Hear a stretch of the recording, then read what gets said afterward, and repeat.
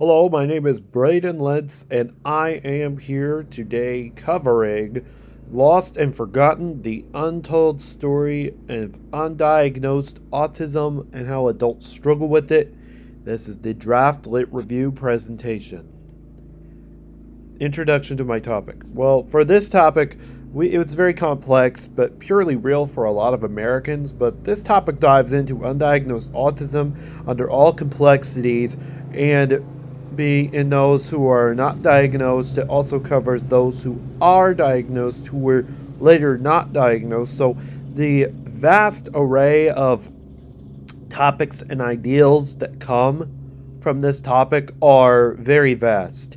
I chose this topic specifically because I have lived with my mother, who not only she has autism herself, but a lot of doctors have not diagnosed her with it. Even if she thinks she has it, she in her heart thinks she has it, but not a lot of people do think she has it, which is where I want to address the failures and the navigations that it took for autism to be such a complex issue where it becomes undiagnosed and a lot of children become adults. And when the children become adults, this diagnosis and treatment is much needed for them more than they were children.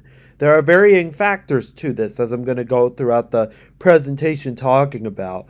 But this presentation mainly dives into people that were undiagnosed with autism and the failures of both medical profession and the medical system that have led many doctors to become that sort of person to undiagnose autism. So the history of autism really starts in 1911 with two scientists that were both studying the effects of schizophrenia in their patients. The term schizophrenia, which is where part of the undiagnosed healing comes from, was taken out of context with autism when the idea that autism was a spectrum disorder in the 1980s began a lot of controversial topics going in today. This continuous topic has been debated within the medical community for many decades, since autism spectrum disorder, as we mentioned, was first diagnosed by the two doctors, Leo Kanner and Dr. Hans Asperger, which they started studies in 1911, but their ideas did not get popular until the 1940s. We addressed many of the medical failures that go alongside with the medical profession that we've noticed, and we began our exploration first by reviewing studies from the University of California, Los Angeles, or UCLA, and University of Utah study that was conducted back in the 1980s and published in the 2000s that analyzed, written by Bidler and company, basically talking about and analyzing mortality rates and ethical considerations in autism diagnosis as they studied, for example, heart and cardiovascular issues. They studied for mortality rates. They studied for mental illness that can then transpond into certain diseases like diabetes and cancer. But their study concluded that there was a lot more respiratory failure and other medical conditions that were often overlooked by nurse practitioners and by practitioners alike, which is where the advent of DNA and genetics testing comes in, because these inaccuracies can create it where autism can be a diagnosis prescribed by a doctor, given to by a patient, but from what we discovered is that there is a huge mortality rate with those with autism, but those that were undiagnosed is where the fine line is drawn. As we reviewed literature on the risks of diagnosing autism, genetics testing, and DNA, especially when it comes down to curing people from rural communities, as we emphasized the challenges faced by individuals in these areas due to insufficient diagnostic research and therapeutic options, which really make it hard to dictate whether or not a child could have autism or not, and how they could be undiagnosed. So as we move on, This discourse highlights the negative consequences of misdiagnosing and undiagnosing autism, emphasizing its global health threat.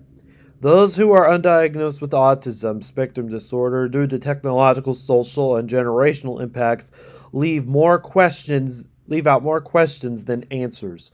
There were studies conducted by the following researchers in Gupta, Fuzarpala, Poli, Brura, Renikovsky, Selavir, State, Russell, Persisco, and Earhart Schreschel, among others, that showed a clear disconnect between those that were diagnosed with autism as boys and those who were undiagnosed as girls. And those who are undiagnosed as girls, especially from rural and smaller communities, have a harder time anyway being diagnosed.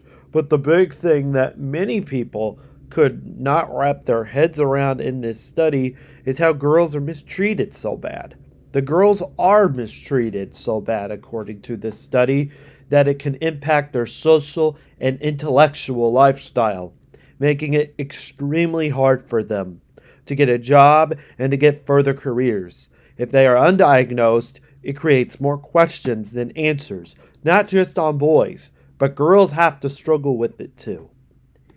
That takes us to the opinions from industry experts. As we have mentioned throughout, there is a systemic failure in those who undiagnose autism, especially in rural areas and with girls.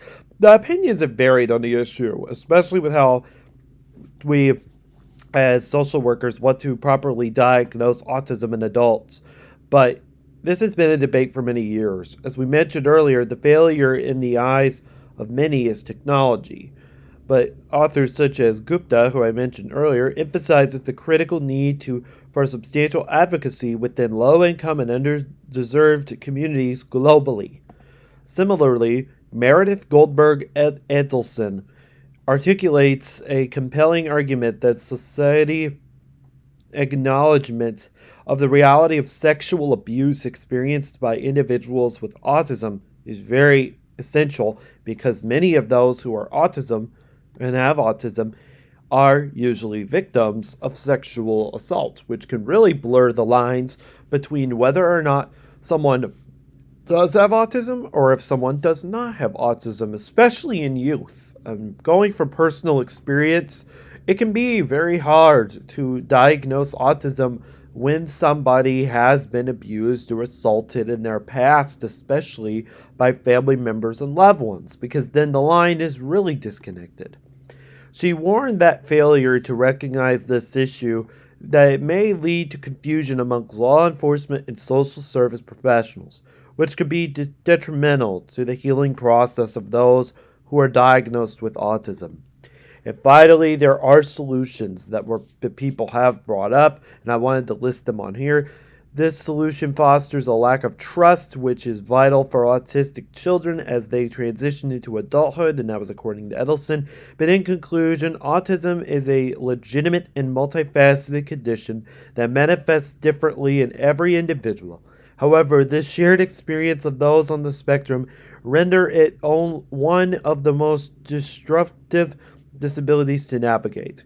From the historical context of Asperger's syndrome to advancements in treatment in both physical and mental capacities, individuals with autism often excel in diverse fields, including English, mathematics, the sciences, and the arts. Our paper must emphasize these critical themes within the context and address this for future generations, including this presentation. Address it for future generations to not make the same mistake as these researchers did in the past, but to make critical decisions and analyze, because of the fact we have DNA, because of the fact we have evidence, because of the fact that we have reliable data showing us today that people with autism can live with this disability, but also they need to thrive and know if they're diagnosed or not properly and with care. The last slide is references from APA. I thank you all for listening to this presentation, and I hope you have a really good day, and thank you so much for listening.